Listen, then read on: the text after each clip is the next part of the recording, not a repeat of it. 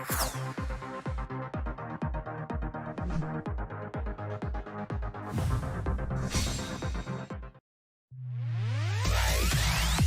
from VR Chat, it's the Blue Room, virtual reality's only game development talk show.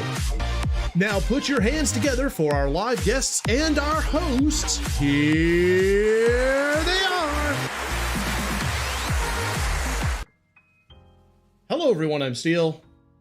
And I'm Teal. And we're with Studio Blue. Thank you for joining us for this edition of the Blue Room. Hello, hello. Hello to our live audience, and if you're watching us on VOD, hello to you guys. I hope you're doing fantastic. This is the Blue Room, where we talk about any game development topic under the sun. Let me introduce you to our panel. Here we have our new guests. Some of them are new, some of them are returning. Go ahead and let's start introducing yourself, starting with you, AOD. Hello, my name is AOD. I work on various RPG Maker projects, and I've been doing so for about, I think, 8 years. Okay. Hi, I'm Laoufi. I'm Keep Mountain Gamer's partner, both in business and in real life. I mostly work on maps and story consistency. Hi, I'm Keep Mountain Gamer. Mainly do game development or story writing. Have been for a while, and it's always good to be invited on this. Awesome, awesome. So today we're going to do a topic that's a little different than what we've been doing. Usually we're going over things like, how to write characters, how to design levels, etc., etc. But today we're going to tackle a topic that is a little bit more on the human side, a little bit more on the side of what it takes to be a developer in a healthy way. We're going to specifically talk about developer health and wellness. What that means is that while you're developing your game, whether it be a small scale project, something for a game jam, or something massive, you need to look after yourself. And it's not as cut and dry as you'd think. Developing, like any art form, has a habit of running away with you. And that is not always the best thing. Like anything, when a person gets overworked, over-obsessed, overextends themselves, their health, physical, mental, can start to suffer. Tonight we're going to take a look at just some ways that people who are designers, developers, as well as partners of those developers and friends and family, and what you guys can do. So I'm going to start by just kind of reminding everybody, as usual, Teal will be monitoring chat. And we will make sure that you guys get your voices heard. So if you have a comment, please toss it out there. We are as interactive as we possibly can be. Okay, having said that, let's start off with this. When you all are working on a project, what do you find is the biggest pitfall that you all run across? Do you all find, in reference to health, do you find that perhaps you work too hard? Or that you start getting distracted and depressed? Let's just kind of go and anyone just pick it up. Let's just talk. Let's talk. I know that for myself, I do tend to overwork. That's one of the things is that I have to get into the zone so much when it comes to developing that sometimes I justify those long stretches of work hours by saying, like, well, if I work on it for just a little bit, it's going to take me so long to get into the project and to get out of the project that I should just sit down and just work and work and work. But I do find that sometimes results in burnout, especially if you work until you're satisfied. What would you call satisfaction? That's actually a good thing, if I can kind of jump in for a second.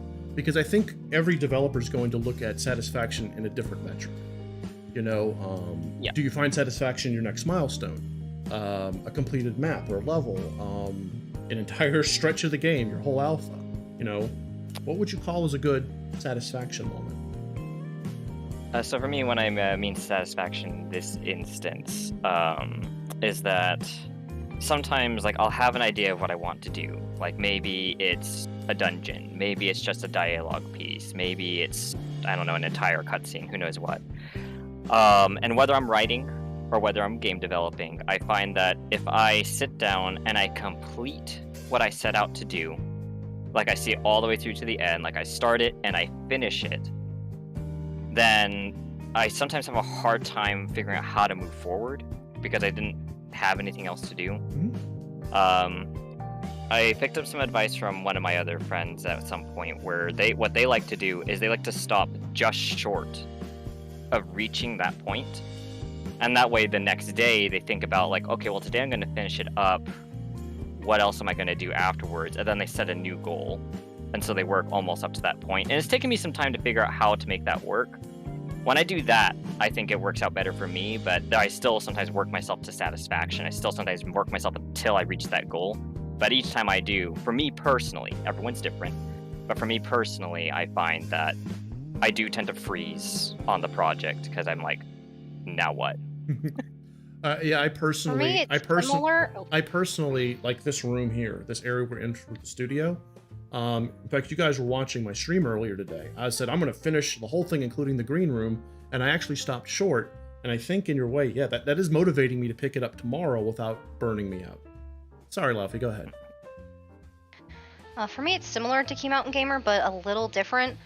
For me, I like to work on my map until my map itself is done, but I don't like to exhaust my list of maps that I need to make, because if I reach the end of the list, or even to just having like 3 left on my list, I start to lose inspiration and desire to work on things. And I'll wind up asking Key Mountain Gamer for, hey, what can I do on the project that's not map making, even though I still have maps to do? Because I've satisfied the desire to do the maps, and I want to do something else. Okay. All right. Teal, AOD, what do y'all want to say? AOD? So my pitfalls tend to stem from having too high of an expectation or goal for myself and allowing myself to try too hard to reach that goal without really thinking about it. So what ends up happening is I just get burnt out and depressed, kind of what they were talking about. And what has generally helped me is I tend to just take things slowly, bite-sized at a time, because otherwise I will get overwhelmed and I'll get, well, depressed and tired.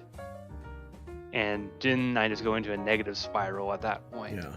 So the key thing is just never let it get to a point where you're constantly overreaching yourself and going beyond your time frame and your amount of time allotted to you in a day. I agree. I agree completely. Yeah. Yeah.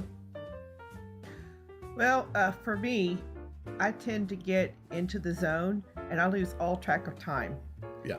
And I'll just go and go and go and go until something will pull me out of it. Mm-hmm. And then at that point, it's all my meters are on red and I head desk. A bit of a Sims reference there, right? Mm-hmm. Yes. So I've had to learn to pace myself. Setting an alarm does help. Setting an alarm using my phone helps. Mm-hmm. Mm-hmm. Yeah. And as Bellshell said, drink plenty of water. No sugary drinks. Mm-hmm. Absolutely true. Yes. Sugar drinks, sodas, that dehydrates me. And so I always have this big, and I'm talking big, cup. It is Sippy cup, I call them. It is this with a big, straw. guys. On my desk so that I can keep hydrated. Unsurprisingly, It's also a. it's Nuka-Cola. Go ahead. It's Nuka-Cola. Yeah, it's huge. Yeah, it's a huge Nuka-Cola cup. Yeah. And unsurprisingly, you do have to go to the restroom. Mm-hmm. Mm-hmm. Oh, yes. So that's a good way to pull me out of it. Oh, yeah. Yeah. Be sure to remember to do that- that too. That doesn't help with me, because I'll just sit on my heels for hours and not realize that I have to go to the bathroom until my ankles hurt. Well, it's actually funny too, because I have a similar issue to both Teal and Laoufi. I like kind of somewhere in there. Like, I'll get so in the zone, and y'all have all heard this. Steel, have you eaten today? Like, I will get so in the zone that I will forget to eat. But then, like Laoufi, like, I will be busy doing something, like this one task, and I'm doing this one task, and then I realize I have to go to the bathroom, but I got to finish this one task, and when I finish this one task, then I'll go to the bathroom. Yeah, it's not exactly a healthy habit, not really. But, you know, it is. It's that whole, I get super obsessed with what I'm working on, and then suddenly real life catches up, and I think that's a good seg, because we've all experienced the negatives, you know. Like AOD mentioned depression. What I will do is I will find myself getting more and more overwhelmed by the sheer number of things I have to do, not just with games, but with the studio, our channel. And I'll just kind of not want to do anything. You know, it's like, okay, let me give myself a break, but that break lasts forever. And it kind of, it creates a self-perpetuating cycle of, now I'm not doing anything. Okay, now I feel like I'm useless. Okay, let's get back to doing everything. You know, so it's like everything, nothing, everything, nothing, everything, nothing, instead of that middle ground. So I do find that for me, when I get that balance struck, then I can be productive and actually healthy. I discovered when on the one time I had a proper 9-to-5 job, that I was getting more done on my projects by coming home from work, making dinner, eating, cleaning up, and then spending 1 or 2 hours working on my project than I was when I didn't have a job and I had all the free time in the world to work on it. Oh yeah. Also, that made it so that if I chose, I could either have my weekends as relax, you don't need to work on your project, or I could work on my projects instead of as a job, as a hobby. And so I was still getting something done there, but there wasn't this stress of I'm working on my work, my project. It then became a hobby again. Yeah. That was nice. Yeah. Yeah. Yeah, one of the things I always like to tell people that are getting into development or even just authoring any kind of creative hobby is that, you know, gamers, you know, there's the reputation of like, you know, stay inside, no sun, no sleep kind of thing. But as a developer, you do have to go outside and you do have to talk to people. Part of how you stay sane and emotionally healthy as a developer, I feel, is socializing to an extent. Doesn't mean you have to go partying or anything, but having some amount of accountability, talking about your ideas, even whether someone even understands or not, something to either bounce your ideas off of, or someone who can just take you away from the project for just a little bit. No, really helps with the development process. I agree, because human beings are social animals, and even like I said, you don't have, people think that socializing means going out and partying. That's not the case. Sometimes just chatting with someone, you know, going out to the store with someone to go buy groceries, you know, little tiny bite-sized chunks like you're talking about. It is really important, you know, even for introverts, even if it's a small something. And I've found that with VR chat, I'm able to socialize and look at people who, you know, to me, you guys may be your cartoon avatars, but you're real to me. And I'm socializing when I'm not doing this. Who'd have thunk that when game developers, I don't know, game with other gamers, it helps their mental health and their development skills if they're playing the right games. Yeah. To wrap up something, to summarize what a few folks in chat are saying, particularly Wrath of Wood, SMV, and KV Kingdom, is having some kind of schedule or plan. You know, we've talked about project management. Oh yes. And project management, I think, is a big deal. It's something that you know, yeah, you should do as a game dev. Do we do it all the time? No, but we should, because then we pace ourselves, we get the rest that we need, we sit down to our projects and we're fresh, and you know, that's so very important. You know, and I do some elements of project management myself.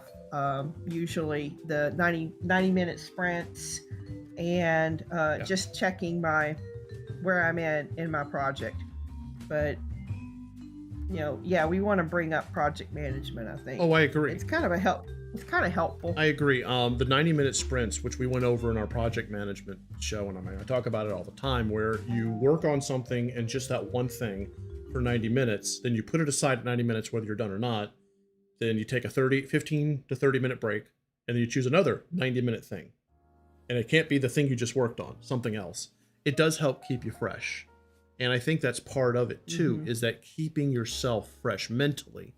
I know we're talking also about physical health, but on a mental level, if you switch and you change it, and it could be relevant to your overall project. So maybe you spend 90 minutes on mapping, then you take a 15-minute break. Then you spend 90 minutes on character sprites, then a 20-minute break, then 90 minutes on eventing. You do that, and I think, yeah, you'll still get it done, but you won't feel that raw burnout that just kind of forces you to just come to a grinding halt. Yeah. It sounds like, Laoufi, you were kind of doing that. Working on something for, you said, like an hour or two, and then you would stop and take a break. It sounds like you're kind of doing that already. Yeah. When I had a 9 to 5 job, yeah, I only had like 2 hours of time that I could at most work on it in a day. And so I got a lot done that way. But at the same time, I didn't always feel satisfied with how much I got done, which, Key Mountain Gamer's point earlier was maybe don't feel satisfied. But that was one of the less satisfying consequences of getting all that stuff done. I was getting a lot done, but there wasn't that endorphin feeling that you get when you okay, I finished it.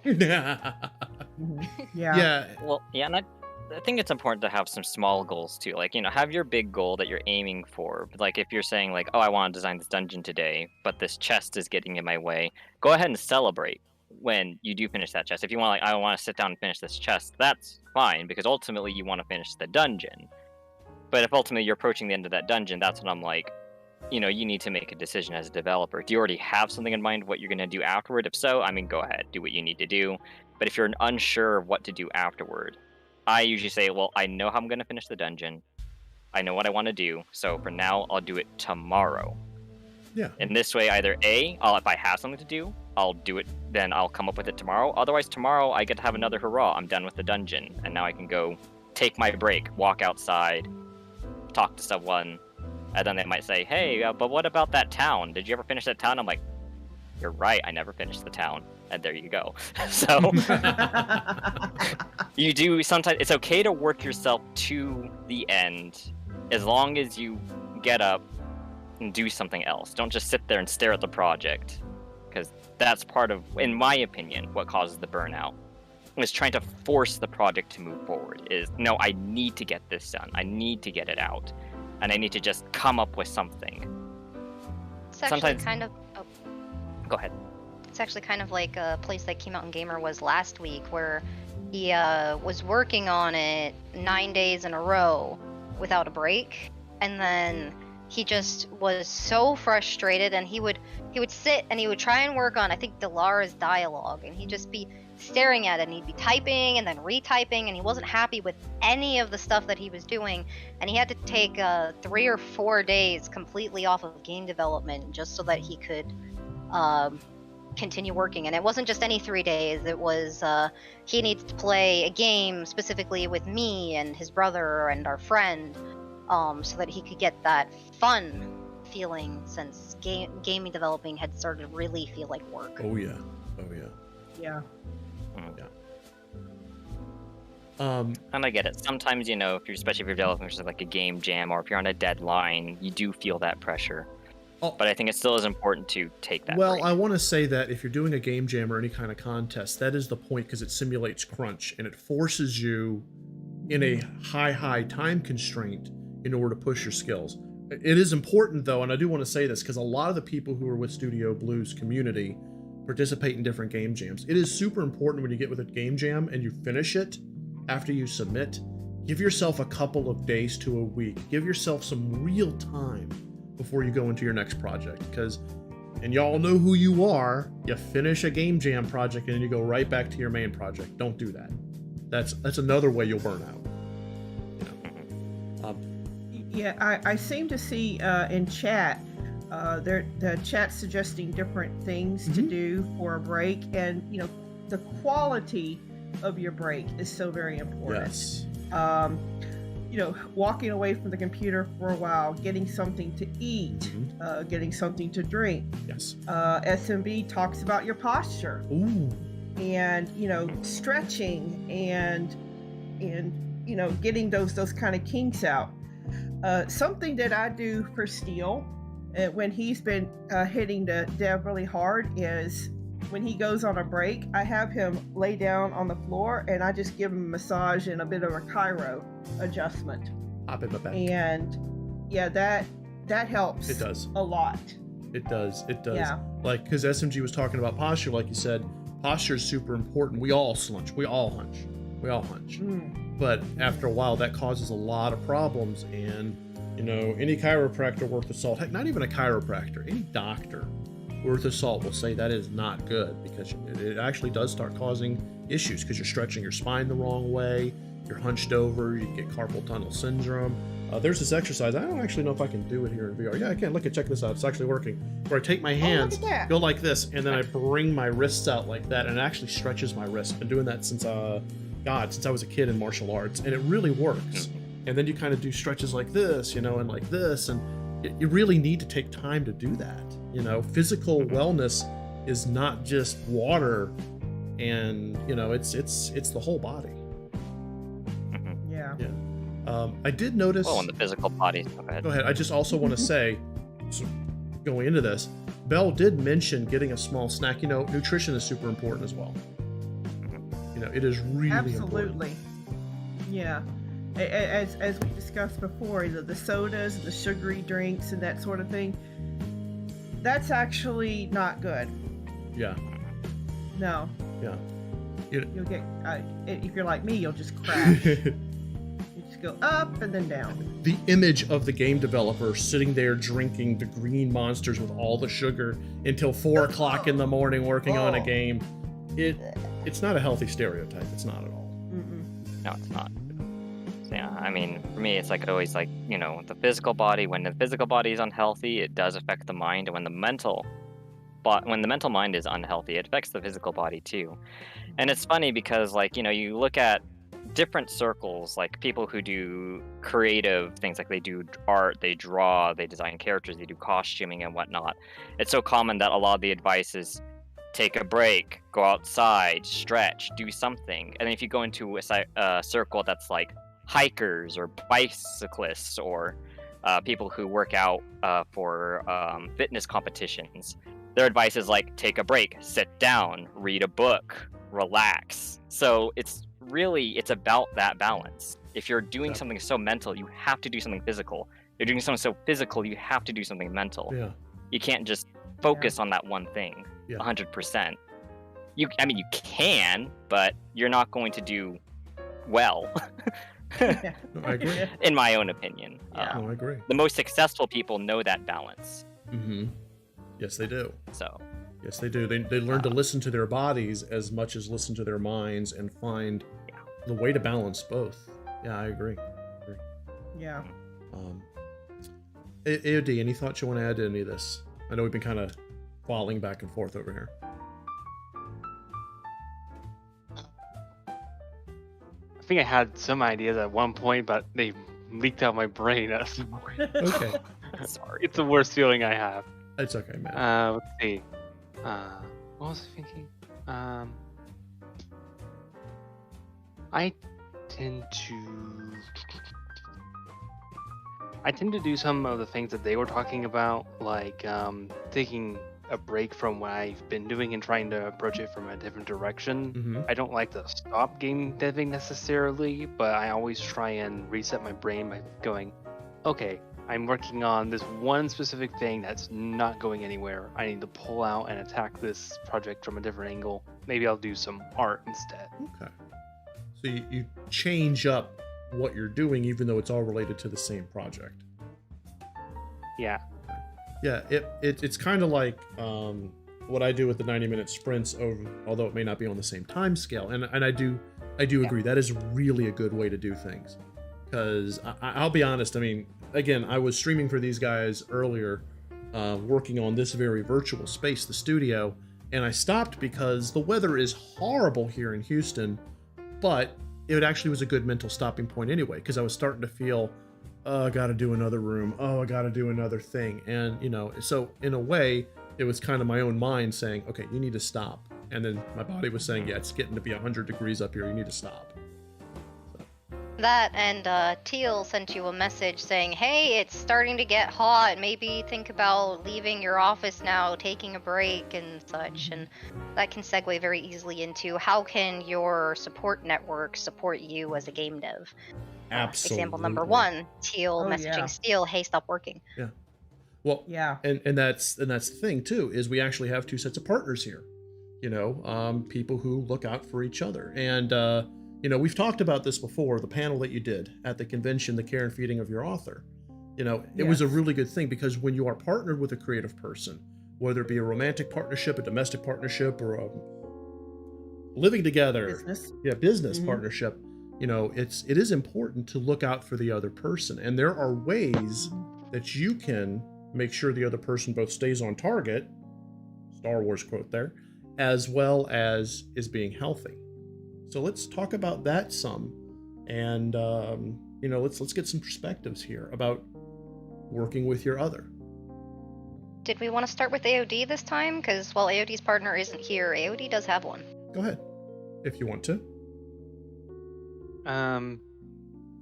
Sure. So I more have a complicated relationship with my relatives and partner, I guess you could say. I can rely on my partner to some extent, but we don't talk as much as some people do in a relationship, which some people will point out is abnormal. But I tend to only lean on her if I am like in a really bad spot and I just need to talk to somebody. Yeah. Right then and there. But I usually rely on my own 2 feet for the most part, which can be more exhausting than I am making it known, because it can get really hard when you're just one person fighting a mountain on your shoulders effectively. It is. And that's definitely what it feels like some days. You know, you have anyone who has a pet, you take care of a pet like a dog or a cat, a hamster. That is, your pet is actually a good motivator to take breaks. And, you know, we even if you're like me and in the zone, it's gonna hit your brain at some point. Oh my God, I got this little fuzzy thing and it wants pets, or it wants water, it wants food. That's a really great way to help you take your breaks. Yes, and, exactly. And to also kind of get your feels back. I don't know how else to say it. Your happy feels. You know, as you pet your pet or you hug them, and you know, it kind of takes you out of yourself, out of your work, out of what you're working on, and sometimes that's really all the break you need. I actually do have a comment on that. When I was actually in the process of getting ready to move in, I hope you don't mind this segue. Go ahead. But it is related. Anecdotes are good. So when I was first moving, getting ready to move in and stuff, we had brought up the topic of a support animal registration, and I was getting set up for the actual registration, and I had second thoughts about it, like, do I really qualify for this? And eventually at some point, I realized in my head, yes, I actually do need this support, because I am literally having a meltdown on if I should press the submit button or not. And people don't really appreciate how important animals are for your mental health. You don't always technically need another person. That definitely helps. But support animals are a very valid and important thing that more governments should be supporting and sometimes just need better support. Because there are definitely days, even though he drives me crazy and he's currently relaxing in the chair behind me, he definitely makes my life easier. That's awesome. That's awesome. Yes, absolutely. Yeah. Animals in your house, just they take you out of yourself. It's been a while since I've had an animal in my house. Steel is my animal. Meow. But Excellent. but I recall when I did have animals that it really was a great stress relief when I came home and I just felt like my absolute worst. It was so nice to go and pet my animal and have my animal walk on my hand, and it really was nice. And yeah, as AOD said, you don't always have to have another person there, and animal helps. Yeah, and for those who have children, that also is good. Children also require accountability. They are the essence of accountability. And they give you, the love is given and the love is received. There's, Teal and I don't have children, but we are the consummate aunt and uncle to 4 wonderful nieces and nephews. And sometimes just talking to them is just a great break. Just, hey, let's talk to my nephew. Let's talk to my niece. Let's see what's going on. And for those who have children, that's a really good thing too, because one, you kind of have to stop what you're doing to take care of your kid. But at the same time, there's that emotional connection, and you could use that instead of saying, oh gosh, okay, Jimmy, let's get you and your homework done so I can get back to deving. Instead of having that kind of an attitude, it could be like, all right, I'm going to put my deving aside. I'm going to spend time helping my son, my daughter, whatever, with their homework. And then I'm going to just kind of spend some time with them. Let's do some things as a parent and child. And there's your recharge right there. People in chat are talking about support networks. Well, that's a support network right there. So pets, children, we have a really good idea that is starting up on chat, specifically towards the servers, the Discord servers. Yeah. I think that's excellent. Let's go ahead and read that out loud. It was something that Human says up at the top. Okay. Accountability partners. Let's read that out. Okay. Human says, actually, accountability partners may be a cool idea for server stuff. There's an app or website called Stick that I've used in the past. And it's a STICKK Stick. I actually think that by the very nature of this conversation, we should start an initiative in the Studio Blue server, and Human can do it in the beta test server, specifically about setting up accountability partnerships, but also a support network. The communities that we're a part of does have a very strong support network. But what about creating a space where people can find other people specifically just to help them with that? Say, hey, I need someone to, I'll help you with your accountability, with both getting your project done, but also making sure you're taking care of yourself, and I'll help you. I think that would be an amazing idea. Yeah. Yeah.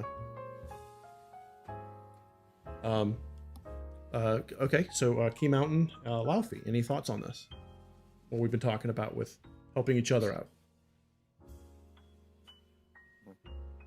Did you want to go first, Laoufi?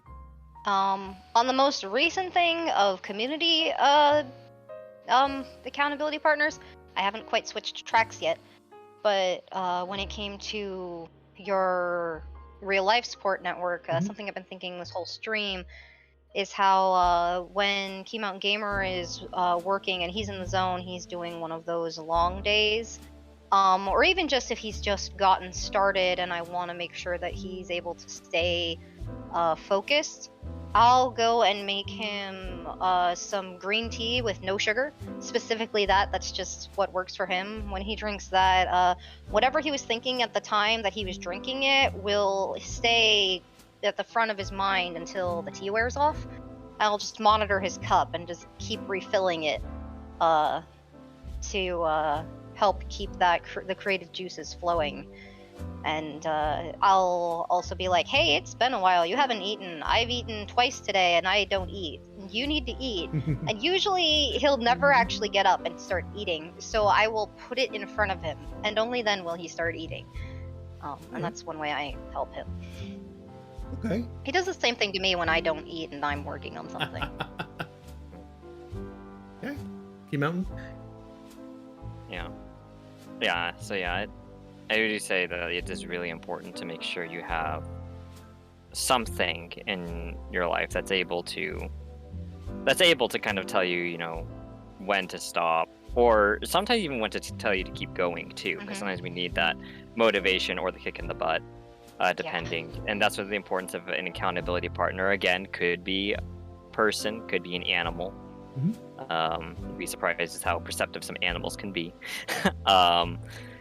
So it's like, it's again going back to the whole analogy, like even among circles of people who do hiking or working out, you always have a spotter. The most professional of the professionals say you always have a second. You never hike alone. You never work out by yourself.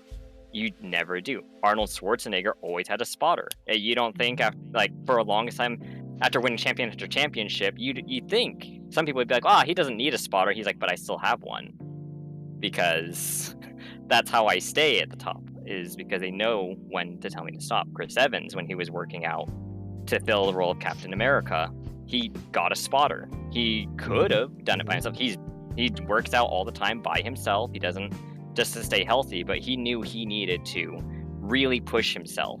But he didn't just sit down and be like, all right, well, I know how to work the gym. I'm just going to hit the gym like 3 hours extra every day. He's like, I'm going to get a spotter.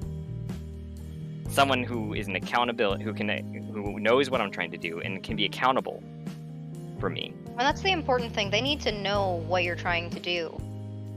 Having someone who doesn't really understand what you're trying to accomplish and what it takes to get there, they have a higher chance of being a hindrance as opposed to a help. Like I was more of a hindrance than a help to Key Mountain Gamer for a long time, because I didn't understand what the scope of the project he was doing was, and such. And I've had to learn, when do I tell him, hey, work on the project, or when do I say, hey, take a break? Hey, let's go out and ride in the car and listen to music for a few hours, which is really expensive gas-wise, but, you know, that's us. And, you know, the person doesn't have to be amazing to start with. I wasn't, but they need to be willing to actually learn what they're helping you with in order to properly help you with it. Yeah. You don't have Arnold Schwarzenegger's spotter wasn't some guy who's never been to the gym before and is like, yeah, I'll help. No, it's someone who's been working out and probably can't lift quite as much as he can, but, you know, they know what they're doing. Yeah, that's very true. It took me a while to learn what to do to help Teal when he is working on a project. And, you know, initially we're talking about his writing. Right. And, you know, how he would just shut himself up in his office and he would write and write. And it took me a while to learn when was it appropriate to knock on the door and say, hey, come out here. And when was it appropriate to knock on the door, stick my head in and go, are you writing or playing? Basically. I've been guilty. Yeah. But you know, a lot of us, sometimes we want it to be family. Sometimes we want it to be our partner. And the reality is, sometimes it isn't, they aren't always the best option. Well, I do want to say this because it's not just about what, but how. Laoufi specifically was talking about that, but I mean, I think we've all done this. I know I've done this. Yeah. You know, when Teal is working on something, if I try one particular tact at getting her to stop or to do something, I'm going to not necessarily get a positive reaction. But if I do it a certain way, again, it takes years to get to know your partner, then Teal will respond very positively and will take those breaks or shut things down for the night. And that is one of the skills that come with not just being partners, but being friends with people in a support network. And again, kind of going back to the idea the chat was throwing out, you know, if people know you, if they've gotten to know you, you know, they don't have to be like the best of friends, bosom buddies, but they kind of know how you are. They know how you know how you operate as a developer. Then they're going to be that much more likely to say, "Hey, buddy, are you okay? You know, you've been going at this for a while. You've basically done 12 streams over the past 14 days that are 5 hours apiece. Maybe you need to take a break." You know, that kind of thing. And then, you know, so it's how that is just as important as well. It's actually something that I like about the development chat, voice chat on the Studio Blue server that you implemented a few weeks ago, Steel. Yeah. There's 3 voice chats there so that there can be multiple groups, and it's a great place for people who are all working on their own projects to just sit and be with other people that are actively developing, where the creative juices are already flowing, and you can just pop up a stream to say, "Hey, I'm working on this. Anyone want to just happen to watch?" Or, "I'm stuck on this one thing. Any opinions?" And you can develop your support network that way. That's what Key Mountain Gamer's been doing since it appeared, and I usually pop into the streams as well, and I've gotten to meet a few people there and learn some new things from them. Well, it's helped me because I've started streaming my Unity work. And it's nice to actually be able to just sometimes chat with people, because any deving at all is a lonely thing. And, you know, we had someone in chat earlier say that they're lonely. Well, I want you to know, we're here for you, you know, Belle, and anyone else who's feeling lonely. Studio Blue and all of its friends are here with you. We're here for you guys. If you ever feel lonely, reach out to someone, because loneliness is one of the worst things in the world. I think it was Eric Erickson who said at one point in our life, we go intimacy versus isolation. Intimacy does not mean physical intimacy. It means being close to people. And the other side of that is isolation, which is being cut off from people. And isolation is not just one of the worst things in the world, it's one of the most dangerous things in the world. So, you know, PSA from Studio Blue, if you feel alone, reach out to anyone in the Studio Blue community. Reach out to anyone in the RPG Maker community. You know, there's tons of people out there. We're here for you. Yep, and relatively friendly and well monitored as friendly stays. Yeah. But there's Good. I just wanted to touch on something. Key Mountain Gamer touched on it. A couple people in the chat have touched on it, and it's when you don't have a supportive network, when in fact you have uncaring or toxic people or family around you. Oh yeah. Now that is a separate, I think, topic, and we should talk about it, because I'm sure there are folks out there who do have that situation. I agree.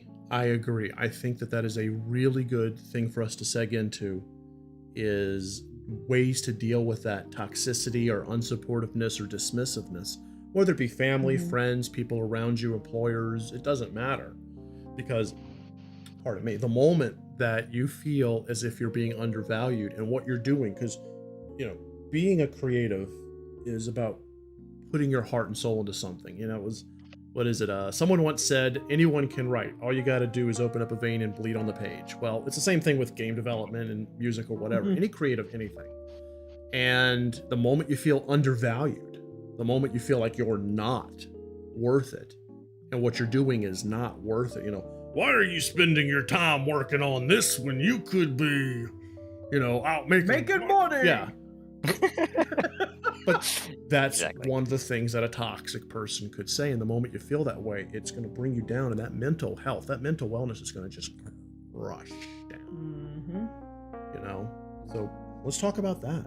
Let's talk about avoiding it or remedying toxicity in both that you're facing and that others who are close to you or a part of your community are facing.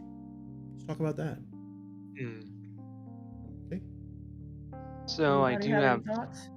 Okay. I do have something a bit related to that that I've been kind of stewing on.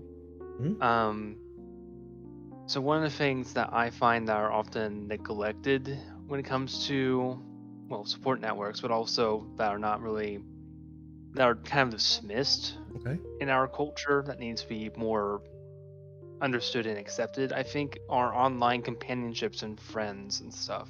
that's a huge support network. One that honestly has been my greatest support network these past couple of years, more so than my personal relationships in real life. And you see this attitude pretty pervasively, actually, that the online friends that you meet aren't really friends, not really equal to IRL friends. And while there may be some argument for that, they're still important social links that keep you grounded at some level. You can come home from work and just get on the computer and know that someone might be there. And even if they aren't available at that moment, online lets you communicate hours ahead of time and someone will eventually see it. Yeah, this That's true. actually reminds me of one time when I was interacting with Studio Blue's 7 Days group. They were like, "Hey, Laoufi, if you ever need anything, reach out." And I was kind of like, I don't really know what you can do for me more than what you're doing now. You're just kind of voices that are like, I don't know very well. I'm never going to see in real life. And then literally the next week, I was having some sort of breakdown or something, and I was like really lonely. And I'm like, "Hey guys, I could just use someone to play a game with." And like 6 of the 8 of us just kind of showed up and were like, "Hey, we're gonna play in VR chat now." And they stayed with me for like 6 hours. Not everybody, but like I remember that at the end it was Teal, Boo Boo, and I trying to find treasure in a buried treasure VR world, and we never did finish. I because was we couldn't literally find it. falling asleep digging on those All damn of us holes. all of us were falling asleep, Yeah. but I didn't spend the day freaking out because I had all of you guys to play with, and that's when it really hit me what you guys already were doing for me, but that what you could do for me that I didn't realize was that I can ask and you can be there. And that really meant a lot to me, and it still does mean a lot to me when you guys continue to do it. Yeah, absolutely. Key Mountain, Teal, do you have any thoughts? Online people are real people. Mhm. I've made some really close friends online that I'll probably never see in real life. Right. We talk and joke around about my waifu Cheebs, but Cheebs and I are very close, and I met Cheebs through the server. And I've met other people as well, and I consider online people to be the same as my real people. We're friends. We're real people. I agree completely. Yeah. I'm real good friends with Booba Hotep. It just started because we were playing Phasmophobia together, and oftentimes in the lobby we would just sit and chat for like an hour, about whatever. But that's the thing. And I make friends with you guys. I make friends with people I play 7 days. I make friends with a lot of the people who are in the chat right now. I know being the streamer, sometimes we appear to be a little people are afraid to approach us, but make yourself approachable. Make yourself approachable. Like for Laoufi, we were there when Laoufi just needed us, and there you go. I do And that was Father's Day too. You guys were available for me on Father's Day. Yeah. You can't pick the day a friend needs you. However, I do want to say, I think from someone who's been around for a while, that a lot of that negativity that AOD and we all been talking about, online friends aren't real friends, that stems from way back in the day when your chats with people would be through emails or bulletin boards, things that were very slow to respond. Now, it wasn't right back then. That was never right to say online friends are real friends, but I think the perception was stuck there. Nowadays, you have things like Discord, and chats that are real time. You have this VR chat. I have a VR helmet on right now, so I actually am I see Teal, AOD, Laoufi, Key Mountain Gamer, and this is really real to me. So, the people who say online friends aren't real friends are not correct. Not by a long shot. And I'm sorry, Key Mountain, you were going to say I kind of went off on a tangent. As Steel does. No, you're completely fine. So just forming some form of relationship outside of all your toxic ones for your projects or even just for your life is extremely healthy. I mean, for a long time I used to be one of those people that says, like, if someone's being toxic in your life, just, you know, cut them out, let them go, just find other people. It's way easier said than done. Recently, it's more of, you need to find people who are willing to help you with this space you're in. Maybe they're toxic towards you, towards certain aspects of your life, but you need those people in your life for other things. I understand. Just make sure that don't expect the help from them when it comes to your artistry or your writing, because every time you try, they always kind of let you down, and that's just putting yourself in a toxic relationship, basically. So you don't need to cut them out of your life completely, because they could help you in other areas, but you still need to find someone. And especially now that the internet is a thing, I feel there's a lot more options. But I mean, hey, Tolkien even had a writer workshop circle, you know, with him and C.S. Lewis and a few other authors, and it's not like they contacted each other, you know, through this. I think J.R. met C.S. Lewis just kind of vicariously, just in a shop one day. He had just gone out. He just needed to de-stress. He just needed to think about stuff. Happened to meet a fellow writer, and they just started talking. So again, it's all about going out sometimes. And, you know, he had just gone out just to clear his head, because there's a lot of things that were going on in his life, and he needed to just clear the air, get outside, take a breather. He didn't have anyone in his life at the time that he could really bounce ideas off of. And so the way he handled it, he's like, I just go out, I do a walk, I kind of browse around, and lo and behold, on one of those occasions, he ended up finding someone who would lead. And C.S. Lewis is like, oh, I'm part of a writing circle.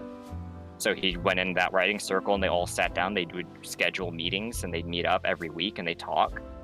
And that's what got him through to writing Lord of the Rings. So, and got C.S. Lewis through writing the Chronicles of Narnia, which was really long. Yeah. Really long and highly, highly ambitious. And he even stated that if he didn't have that, he would not have finished that book series. Yeah. It's a lot of books. Yes. Very ambitious storytelling. It's interesting. Oh shit! Hit the mic. It's interesting that you say that, because that actually is what got me through my books. What allowed me to actually eventually get published was I was looking for just a critique group, and from that critique group, I met 3, 4, 5 very good writer friends here in Houston. People who, even though we don't see each other anymore, because people do go their separate ways, and that's a natural part of life, I still talk with them. You know, some of them will even come and celebrate my birthday with me, you know, with us. So it is really important. I'm going to keep hitting my mic. It is really, really important to have those kind of support networks, friendship circles, and having those similar interests, you know, super important, super duper important. And what I found is the best way to develop a support network is to talk to people. Sometimes just randomly. I have a pen pal now because I was like, hey, person that's sitting at the table next to me at this tea shop, I noticed you're writing something. What are you doing? And so I have a pen pal now because, and it was amazing what talking to someone can do. I spoke to them. They talked to me about a book that they've been writing. I talked to them a little bit about a poem I was writing, and then we didn't see each other for 2 years. And we happened to, Key Mountain Gamer and I were at the tea shop again after it opened up after COVID, and we overheard the waiters talking about, hey, should I give a number to that table over there, or they just gonna be for a bit? And the person said, oh, definitely give them a number. They're gonna be here all day. And I kind of, something clicked in my head. I'm like, wait, they're talking about that table in the corner over there. They're going to be here all day. I'm pretty sure that's so-and-so. And I literally got up from the table. I walked around the corner, and lo and behold, that person was sitting there. And I said hello, and he remembered me. And we struck up our conversation again about writing. And you never know when you're going to make a connection with someone and when you're going to meet them again. That's true. Yeah. Yeah, it can be rough. The hardest part of any kind of social interaction is the approach.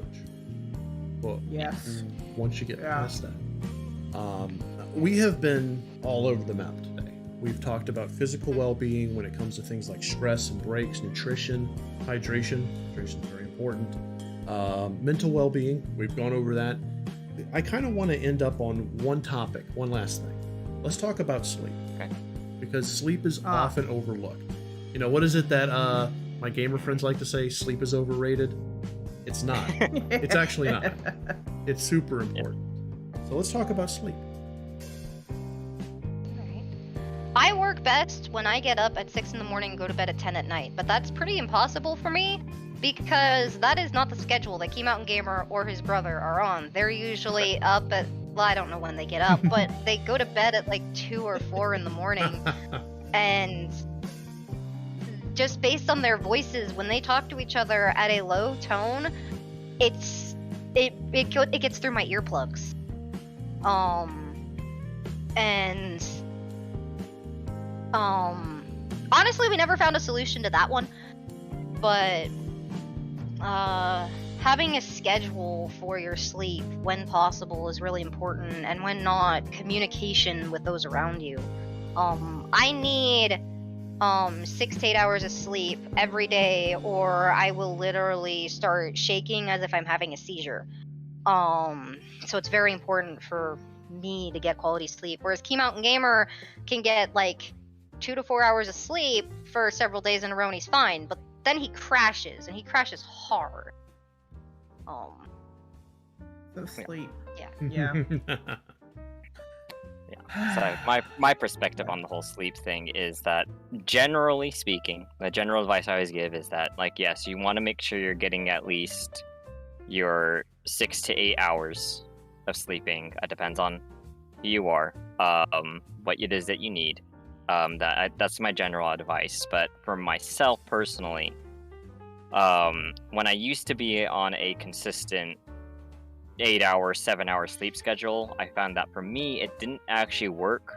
And so I started experimenting with a few things, and I found that when I am most creative, I'm getting about 4 hours of sleep at a time, and then I'm just up for a long time. I found that worked out best for me. It's part of, I think, my own creative cycle. When my creative brain kicks on, it just does not like to click off. Ever, and if I sleep too long, it does not turn on very quickly. So and I've tried to force him to sleep, and that doesn't work either. That's really bad. Yeah, you're saying you can't force a person to sleep. No, you can't. No. So, and a lot of it has to do with the fact that I do have severe insomnia, and it's untreatable, which is too bad. And so I think the way that my body ended up coping with the insomnia is essentially, whenever I'm hit with insomnia, all of a sudden it figures it needs to do something, because it's used to dreaming, and it's like, I can't dream, so what else are we gonna do? So I just suddenly get very creative. I sit down and I think, I just write, I put down stuff. So whenever I resisted that, when I was younger, when I was a kid, I kept resisting that urge to stay up, and I was forcing myself to go to sleep, and I couldn't really collect my stories together. When I started listening to that instinct of, no, I'm sorry, I slept for 2 hours, but suddenly I'm up and I need to do this, and I started listening to it, I found that it was easier for me. My insomnia ended up going away, because it used to be chronic. Like, every single night I could not sleep. It didn't matter. It was going on for years. For absolute years. So finally I just started listening to it, and then for a whole week I was only getting like a couple hours of sleep, and then all of a sudden I got 8 hours of sleep for the next month. It was just gone overnight, and the doctor's like, well, what happened? Your insomnia is just gone. And I'm like, well, turns out it's kind of like Steel was saying earlier, I just need to listen to my body. So general advice, please get your rest, please sleep, please eat, but ultimately, what does your body want? I am more of an extreme case. For me, the healthiest cycle was sleep for short periods of time, then sleep for longer. Doesn't work for everybody. It just worked for me. Similarly, listening to your body when it comes to food. I know we're on the subject of sleep, but for me, my body naturally goes through periods of fasting, and then not binging, but just eating a more normal amount. Yeah, and when you're sleeping, and if I try to, and when you're dealing with, if I try to force, and when you're dealing with sleep, just like when you're dealing with sleep, forcing it all, basically, the more you force yourself, the more you're going to cause yourself massive amounts of harm. Yeah. Your mic was starting to cut out. That's why I jumped in. You're good now. But Teal, AOD, any thoughts on sleep? For the most part, I was a little bit more wild as far as my sleeping went. But when I moved, everything just reset. And now I can't go past 11 anymore without feeling immensely tired. So my body is very loud and clear. 10 o'clock, you're tired. Going past that, you're feeling like shit, it's time to go to bed. And sorry for the language, but I just gotta, anytime I hit 11, and you've seen this a lot when we've been playing, my brain's like shutting down. Don't care if you're doing something, get to sleep. That's the other struggle with me for sleep is gamers tend to be nocturnal.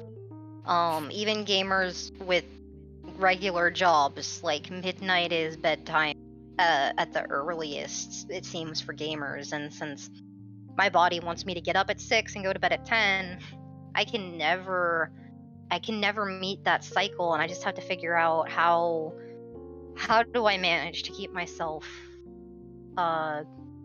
still working with it. Because when I get up at 6, I'll get up, I'll eat breakfast, I'll do something, and then at noon I'll get hungry. I'll be confused because I'm hungry, but that's my own eating disorder issue. But I'll actually cook lunch and I'll eat it, and then I'll get hungry at dinner and I'll eat it. And throughout the whole day, all the way up till dinner, I was doing something. And then after dinner, I'll settle down just naturally. And then at 10 o'clock, it's time to go to sleep. But if I go to bed at 10:30, all of a sudden, instead of getting up at 6, I'm getting up at 10. And it just gets worse over time until I'm getting up at 2 and going to bed at 6. Yeah. What about you, Teal?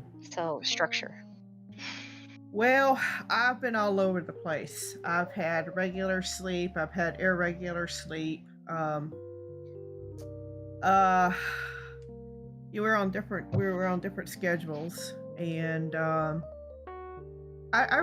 guess my thoughts are this, that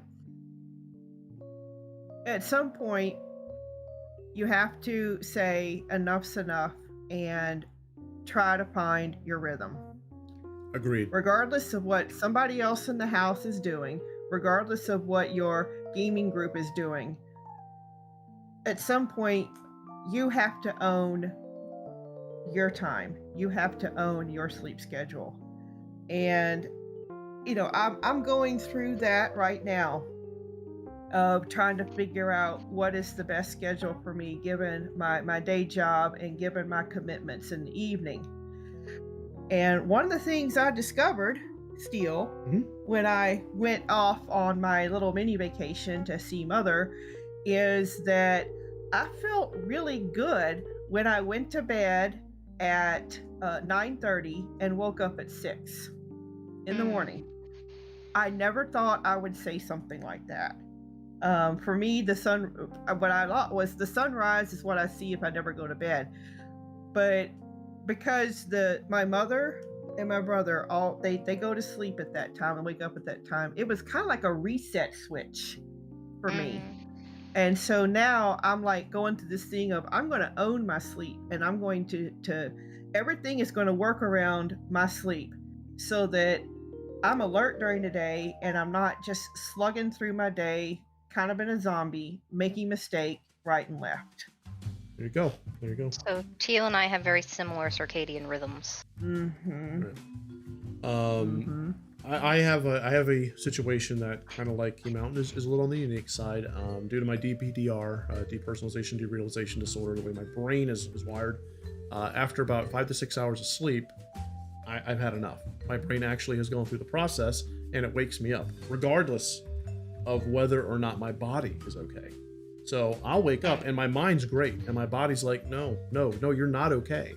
So I have to compensate that, and sometimes I'll end up taking naps during the day, not because I'm mentally tired, I'm very mentally awake, but because my body says, if you don't do this, it's gonna accumulate. That the physical sleep debt will accumulate, and then suddenly, like, it'll be Friday, we'll be trying to play 7 days, and it'll be 11 Mhm. o'clock, and I'll be like, okay, I gotta go to bed.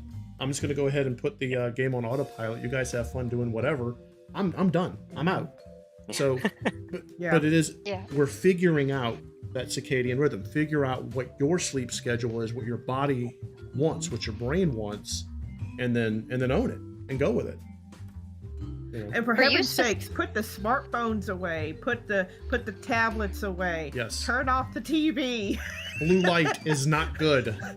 Blue light is real. Oh my goodness. But for you specifically, Steel, have you ever tried meditating? Mhm. That lets your body rest but keeps your mind active. That's what I do. Oh, okay. Yeah. Cool. Good.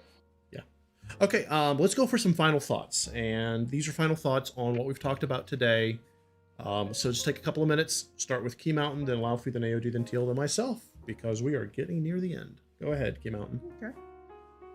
All right, my final thoughts. If ever you want to get the best advice for, how to stay healthy, a decent reference is to look at titans in the industry and see what it is that they do, because obviously they're the ones moving millions. You don't have to necessarily be that person, but you can emulate a couple things. It's working for them. It might work for you, but also understand who you are. If you're one of those people like Steel and I, that, hey, 4 hours of sleep, you're done, understand that that's just your rhythm. So yeah, I guess those are my final thoughts. For me, it is understand your rhythm, but know yourself. Know the signs that your body and mind give out when it's crying out for help. Of if you're suddenly screaming at your computer screen all the time because something's not working, there might be something that you're not addressing. Maybe you're overworking, or maybe you haven't eaten and you don't know it, or maybe you need to sleep. Or maybe you just need to stretch. Pay attention to your body's signs and signals. It'll take you a long way. Cool. AOD? So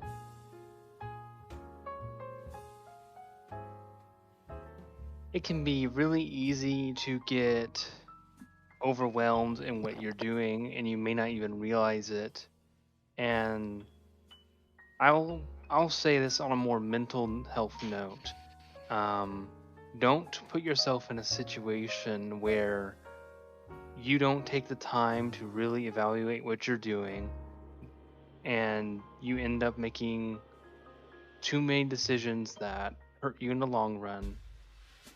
And don't blame yourself when those things happen.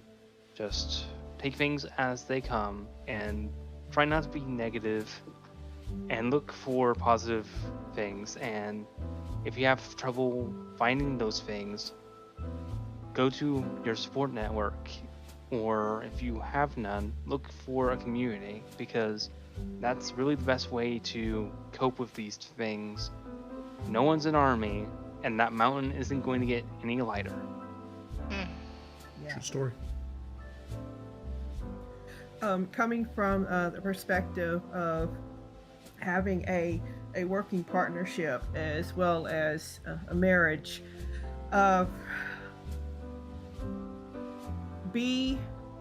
learn your partner and be there for them.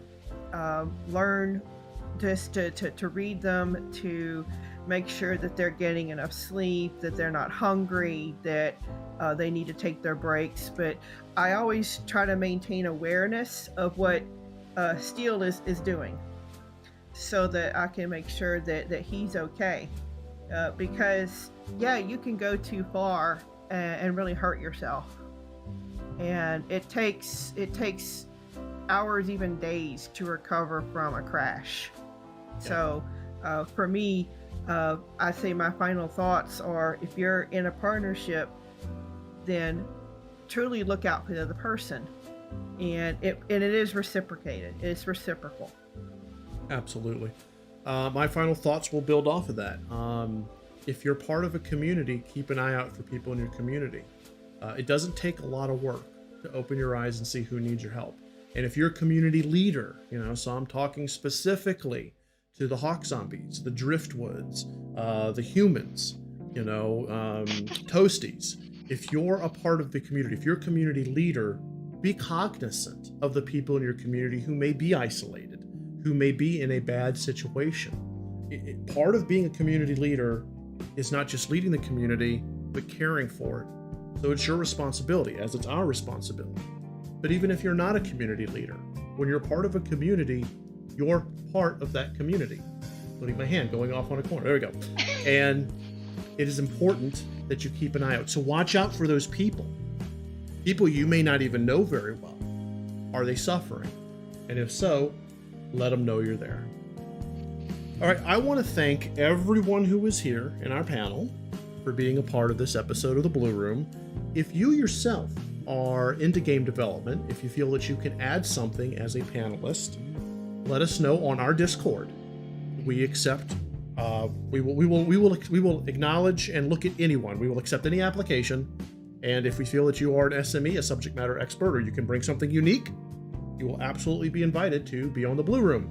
For those of you who are watching, thank you so much. Thank you so much.